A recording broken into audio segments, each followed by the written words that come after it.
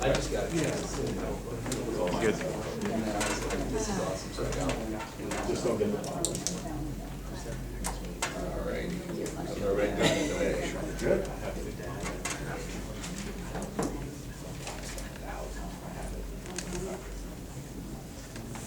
Guess we haven't met for a while, but trying to figure out where we are and where we're headed. So I don't know if you have anything specific. I don't know.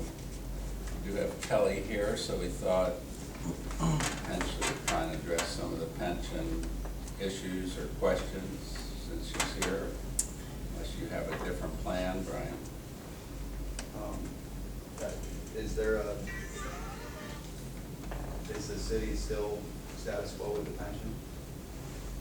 Well, we are, and I wanted to explain it. I want to talk about it. I mean, hopefully, the goal is to, make sure everybody understands on both sides and what the options are and things like that. One of the last things you asked us about was whether we would, I think, share the cost of an actuary to try to figure out the cost of past benefits, and we wanted to address that and explain, and again, one reason Kelly's here, but we're not willing to do that. We just don't think that's the issue. We think you're sort of missing the issue. I know we may have to agree to disagree, but it's not a matter of what our past enhancements worth today. I did explain a little bit before that, at the time enhancements are made, an actuary determines the cost. And there's no requirement, and no one, every year looks at those costs and see if it changes. Because there's so many variables over the years. Once it's set, that's the cost, and that's the cost. And I know you've tried to argue the point that, well, some people on a lower multiplier and stuff, but there's so much more to it. There's a COLA that's being paid for from an enhancement. Everybody's still getting the COLA. We have more employees than we had 10 years ago. So all those things are adding to cost, but the key is there's no requirement, and in our view makes no sense to try to figure out what the costs are. They were determined, and they are. We are paying, it's costing us much more than we're getting in state dollars to fund the pension plan. And we just think it's sort of going down a rabbit trail that, in our view, isn't appropriate and doesn't answer anything. There was one time, I'm advised, and Kelly can address it maybe if she needed to, but Fire one time said, well, we want to look at it each year and see what this cost is, and it turned out to be such a cluster that actually resulted in lower benefits, because every time we looked at it, it wasn't covering it. So the choice is either employees would have to pay more or cut the benefit back a little bit. And they did that for 3 years, and each time it just ended up costing employees more and more when they did look at it. And that was some years back, but it's a two-edged sword here. So we think where we are is the right place, and we did meet with the commission. The commission has certainly given us guidance on their view, and they were not interested in, and don't think it's appropriate to entertain the proposals you've made and to increase or change the benefit plans at this time. So to your point, we don't have another proposal. We still believe, we want to get to wages and the other things. We think we have, other ways to be competitive and to, provide a good package to employees. But at this point, it's not including a pension proposal. So I don't know if you have any questions while Kelly's here, but she's not going to stay the whole time. No, there's no questions. Does the city have any other proposals or no? Well, we have some proposals on the table that we left you with I last just meant time. new ones. Well, I mean, we haven't talked much about wages, so we do have a wage proposal. Okay. Well, we have a counter we're going to send you. So the only thing we want to discuss today then is, well, one, I'd like to address one of the points you made, that there's a benefit and then moving forward and it costs that. The problem is the benefits have changed. That's been our position the entire time. But there's no sense in going back on that. Moving forward, I appreciate the news article because it brought quite a few things to light. I appreciate that the city's paying $1.1 million, which is 30.8% of payroll towards the pension. That is less than 1/3 of the $3.88 million that the city's paying for the three groups of pensions, which is firefighters, police, and civilian. So police are at less than 1/3 of the total pay towards pension. Now, the other thing I'm glad that was brought up by Mr. Lynn was that the city's average contribution for each officer is $18,650 per officer for their pension. Because when you look at firefighters, the city's contribution to each firefighter's pension is $26,520. So it's fairly clear where the city ranks police officers. Now,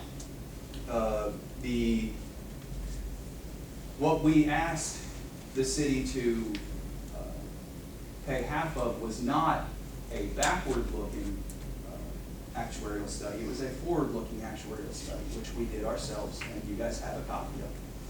This shows that with all the benefits that we're asking for, which is all the officers to be on the Tier 1 pension, the city's contribution would go from 30.8% to 35.3% of total payroll.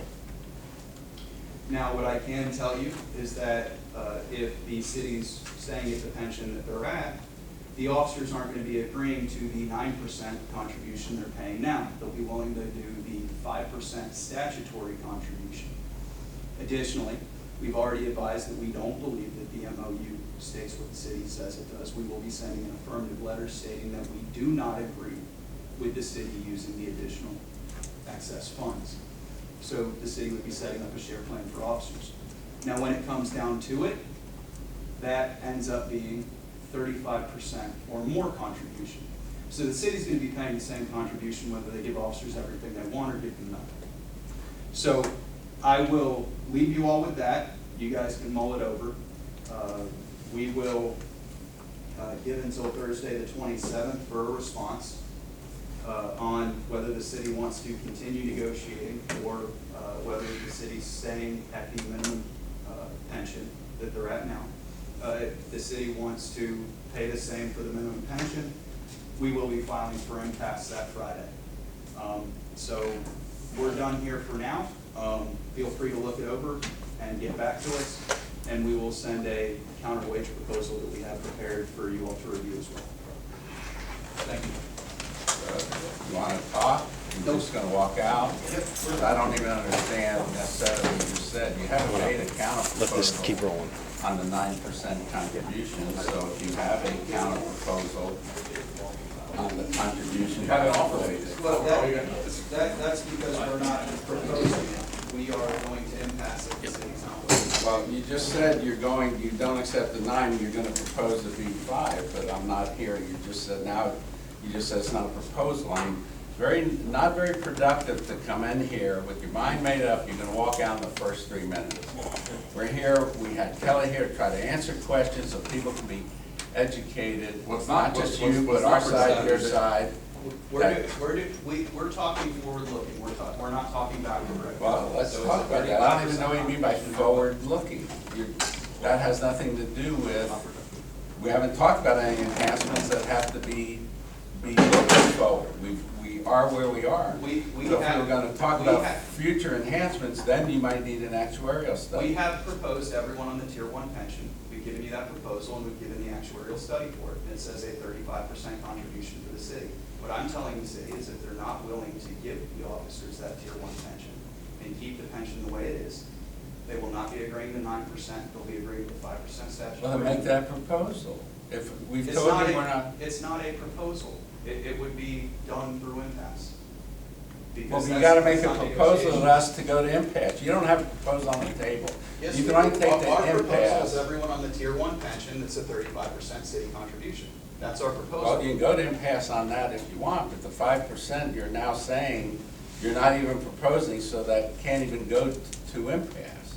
Your proposal is to Yes, accept well- what you have, but then you start talking about instead of 9%, 5%, but then you're not even letting us consider a reduction in the employee contribution Okay, well- as a possible proposal. So I'm not sure where you are. Then And I- we have other things to talk about. You don't want to talk No. about anything else. Nope. We have 5 other articles on the table that are open: holiday leave, personal leave time, hours of work and overtime. And those all affect wages and pension, and we are sending a counter proposal for wages. Is it and gonna waiting on include your these other response on pension. things? Yes, it will. Yes. You're gonna address all the, well, why didn't you send it before today? We haven't met for almost a month and a half. Why do you wait, not be prepared, knowing that you've got a proposal you're working on one? Why do you even come today if you're not prepared to bargain? We were prepared to bargain. Apparently not. You say you have a proposal, you're not giving us one. Still rolling. You're ridiculous. You're not doing your members any favors, believe me. This is not